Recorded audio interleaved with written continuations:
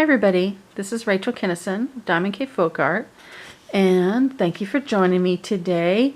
If you're following along, wanting to check out some different applications of 17th century beadwork, then today we're going to talk about my beaded basket. Now I am opening my beadwork course, Beneath the Poft Oak, pretty soon for enrollment. It's going to start on the 1st of October. And in that class, you're going to learn how to make detached roses. Now, I know it seems like a long shot looking at all these flowers on here, but if you just learning how to make use my technique for making those roses in the class, you can make every single one of the flowers on this basket. It's just that easy, I like to say. I made this basket in 2013, actually. This is a replica of a basket at the Corning Museum of Glass in Corning, New York.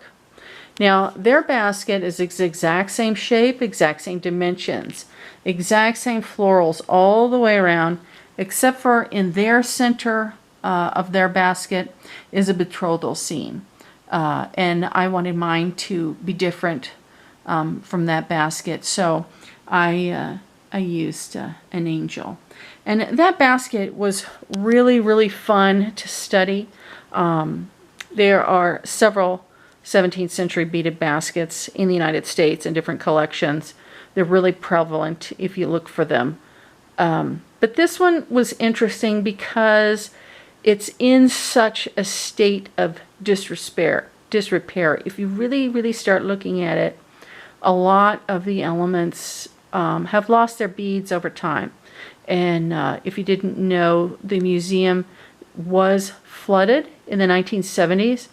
And so, you know, a lot of things can be told of how it's made as it falls apart, if you will. So that basket is really a gem, although it's not in the greatest of conditions. Really a lot of stuff can be learned and gleaned from that basket. So this is a 17th century technique.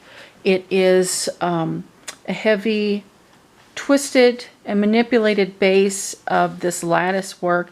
You can see it here. I've studied many of these baskets in person, both in the UK and England and here in the United States. And they are wrapped. They have the skeleton, if you will, wrapped in a wadding that is further wrapped with a ribbon. And then you have all of this wonderful beadwork just absolutely encrusted onto it. I made this basket kind of in haste, I want to say. I was kind of under the gun with this one. I made this for a basket competition put on by Thistle Threads in 2013. And this basket actually won that competition. And the grand prize for winning, which was really my inspiration, was a flat casket carcass.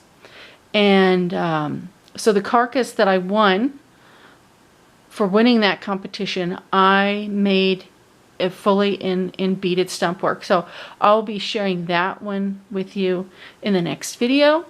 But for now, we're going to look at my basket, and it's really fun. I have some. These are not on the Corning basket. These are bees because we keep bees here on our farm, and so this is an ode to my beloved bees here.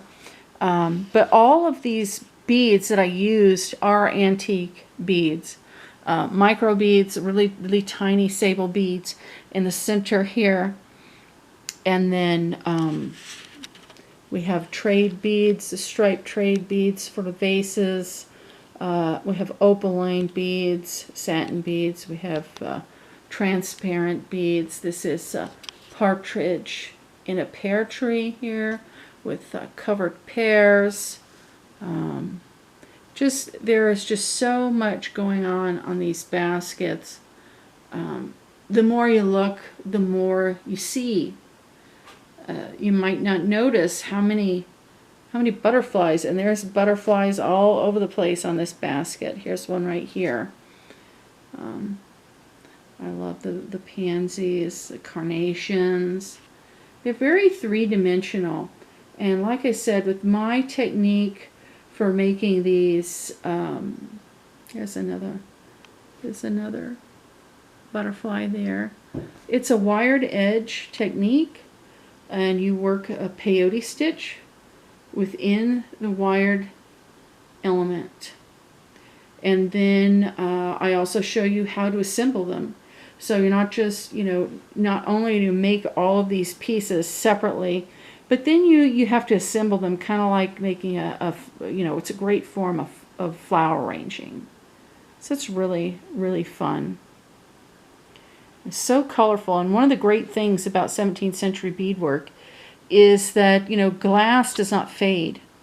Well, okay, let me reverse that a little bit. Modern beads, if you have a dyed bead, Miyuki, Toho, if these beads are dyed, yes, they will fade, and yes, the dye rubs off the bead. These beads are all antique. The actual glass is this color. If the chemistry of the glass is this color, it will never fade. So 17th century beadwork is really, they might think it's really bold and gaudy, but these colors have not changed. And those are the original colors. So it's really, really fun when you're looking at original beadwork to see the colors that they were working with back then. And so here's a little bit of the structure. It is on a beaded base as well, but it's very, kind of reminds you of stained glass. You just see through the backs whatever color is underneath these pieces. They're very beautiful, and they were extremely, extremely expensive when they were made. Like I said, most of the literature that you're going to read on these, they're going to have a theory that these were christening baskets. Well, I have several 18th century christening baskets in the museum collections here. And any kind of lace or anything on the clothing, it's going to snag all over the place on these beads. There is no way a beaded basket like this would have ever been made or used as a christening basket. My thoughts, after having done all the research that I have done, just the expense of the beads alone in the 17th century, these pieces were made as a statement piece. This piece would have been displayed in a foyer when you come into the home, and it was just an absolute statement of how wealthy and prosperous the people in that home were. For one, just to buy the materials to make it. Two, having the hours it takes to make one of these of leisure time. So it was just really a statement of wealth. And if you want to read a little bit more about it, it was on the cover of Sampler and Antique Needlework Quarterly. This is the fall 2014 issue. And Tricia Wynn of Thistle Threads, she has a nice little article in there about the beadwork and her about the competition. It's just really, really fun, and I hope you enjoyed looking at just, if you're a bead person, just the amount of beads on these things. It's just really, it just kind of sucks you in. You just want to stick your nose in there and look further. One of my little mache figures is in the center. And what's great about the wiring is that, you can bend these and manipulate them however you want them to look. So I hope you enjoyed this little peek into my rather large, expansive 17th century inspired beaded basket. And if you're interested in my class, it's a year-long class, 12 months long. It's called Beneath the Poft Oak. I'll link it in the description. And I hope you'll get in touch with me if you want to delve in. Thanks for watching.